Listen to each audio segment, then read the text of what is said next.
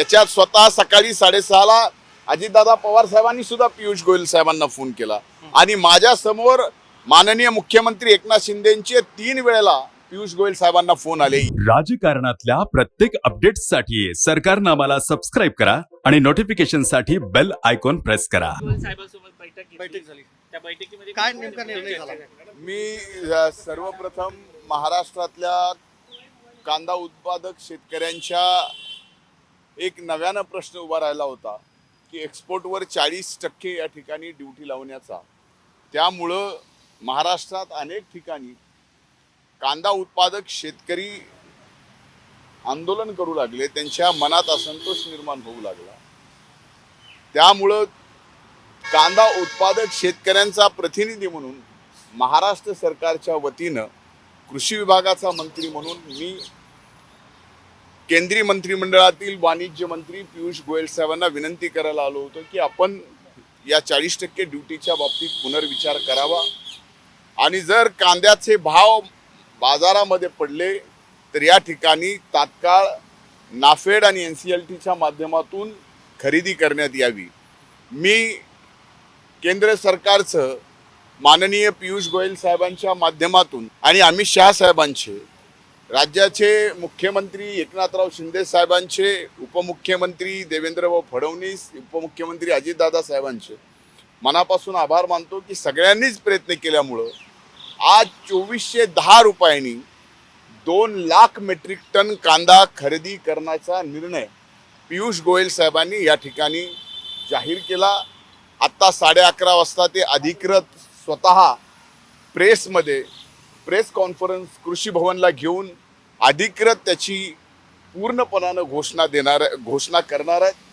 माझी त्यांची आत्ता चर्चा झाली, ती चर्चा होऊन त्यांनी NIAला याबाबत माहिती कळवलेली आणि इतर वेगवेगळ्या विषयावर त्यांची आज पत्रकार परिषद 11:30 वाजता ठरलेली आहे।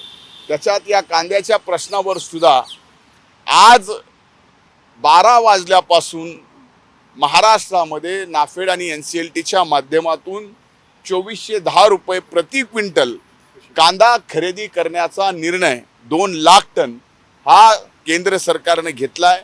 त्याबद्दल मी माननीय पंतप्रधान मोदी साहेबांचे, माननीय वाणिज्य मंत्री पियुष गोयल साहेबांचे, त्याचबरोबर सकाळी 6 वाजल्यापासून या महाराष्ट्राच्या प्रश्नावरती स्वतः माननीय अमितभाई शहा, महाराष्ट्राचे मुख्यमंत्री, महाराष्ट्राचे उपमुख्यमंत्री दोन्हीही जपानला असून सुद्धा अजितदादांनी सुद्धा आणि एकनाथ शिंदे साहेबांनी सुद्धा मी या ठिकाणी असताना 3दा फोन केले।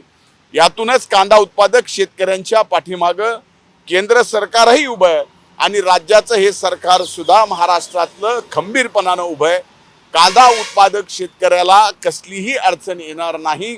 आज बाजारामध्ये जो भाव आहे त्या भावापेक्षा तुम्ही मागच्या वर्षीचे भाव जर काढले तर त्या भावापेक्षा जास्त म्हणजे दुप्पट दराने मागच्या वेळेस तर नाफेडनीच NCLTनीच 1200 रुपयांनी, कुठे 1400 रुपयांनी अशा पद्धतीने खरेदी केली होती, पण या वर्षी 2410 रुपयांनी या ठिकाणी खरेदी करण्याचा निर्णय घेतलाय। 2 लाख टन मेट्रिक टन खरेदी होणार आहे। याच्यात जर आणखीन वाढ करावी लागली, खरेदी जास्त करावी लागली तरी सुद्धा त्याला सकारात्मक या ठिकाणी केंद्र सरकारने आपली इच्छा व्यक्त केलेली आहे। निर्यात दराचा पुनर्विचार करण्याच्या बाबतीमध्ये माननीय मंत्री महोदयांनी सांगितलेलं, पण निर्यात दर जो आहे तो कमी करण्याच्या बाबतीत पुनर्विचार केंद्र सरकार करेल। पण सगळ्यात महत्त्वाचा या क्षणाला जो निर्णय होता की बाजारात कांदा आलाय आणि अशा पद्धतीने एखादा निर्णय झाला तर ते निर्णय पुनर्विचार करून पुन्हा नव्याने समोर यायला, तोपर्यंत बाजारातले भाव कांद्याचे खाली पडू नये, शेतकऱ्याचं नुकसान होऊ नये म्हणून आजच 12 वाजल्यापासून 2 लाख टन खरेदी 2410 रुपये प्रति क्विंटल प्रमाणे या ठिकाणी करायचा निर्णय। काही व्यापाऱ्यांचा जर विरोध झाला तर काय भूमिका? माझ्या दृष्टीने व्यापाऱ्याचं महत्त्व नाही, माझ्या दृष्टीने कांदा उत्पादक शेतकऱ्यांना या ठिकाणी अतिशय चांगला भाव मिळाला पाहिजे आणि आता हे 2410 रुपयाचा जो प्रति क्विंटलचा भाव आहे हे शेतकऱ्याच्या डायरेक्ट खात्यावर जाणार आहे, जे नाफेड आणि NCLT ला कांदा घालतील. तुमचा दौरा नियोजित होता, मात्र त्यापूर्वीच देवेंद्र फडणवीस यांनी ट्विट केलं. थेट जपानमधून त्यांनी अमित शहा आणि पियुष गोयलना फोन केला तुमच्या भेटीपूर्वीच. एक लक्षात घ्या, कालपासून मी माननीय एकनाथ शिंदे साहेबांशी, माननीय देवेंद्र भाऊशी जपानमध्ये आहेत आणि माननीय अजितदादा पवार साहेबांशी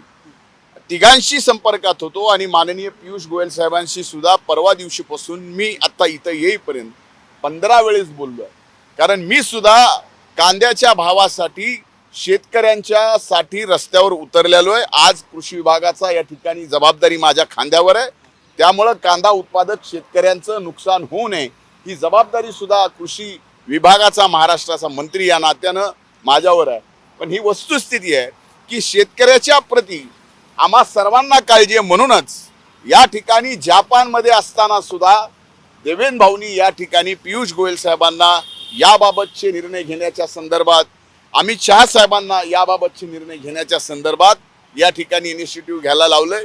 याच्यात स्वतः सकाळी 6:30ला अजितदादा पवार साहेबांनी सुद्धा पियुष गोयल साहेबांना फोन केला आणि माझ्या समोर माननीय मुख्यमंत्री एकनाथ शिंदेचे 3 वेळेला पियुष गोयल साहेबांना फोन आले यासाठी की याबाबत तात्काळ निर्णय करा, आत्ता घोषणा करा आणि भाव सुद्धा दुपटीनं मागच्या वेळेसपेक्षा जास्त नाफेडनी NCLTने या ठिकाणी खरेदी करण्याच्या बाबतीमध्ये निर्णय करावा.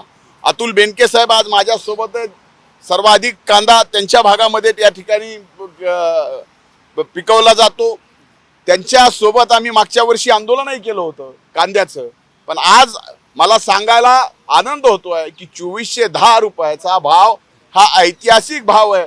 आजपर्यंत नाफेड आणि NCLTने 2410 रुपयाचा भाव कधीही या भावाने कांद्याची खरेदी केलेली नाही. ती आज करण्याचा निर्णय केंद्र सरकारने घेतला. मी केंद्र सरकारचं, आदरणीय प्रधानमंत्री नरेंद्र मोदी साहेबांचं, आदरणीय अमित शहा साहेबांचं आणि सन्माननीय पियुष गोयल साहेबांचे मनापासून आभार मानतो आणि त्यातले त्यात महाराष्ट्र सरकारचे मुख्यमंत्री आणि उपमुख्यमंत्री मोदयांचे मी मनापासून आभार मानतो. राजकारणातील प्रत्येक अचूक बातमीचे सर्वात आधी अपडेट्स मिळवण्यासाठी सरकारनामाच्या सर्व सोशल मीडिया प्लॅटफॉर्मला लाईक, फॉलो आणि सबस्क्राईब करा. तसंच सर्व नोटिफिकेशनसाठी बेल आयकॉन प्रेस करायला विसरू नका.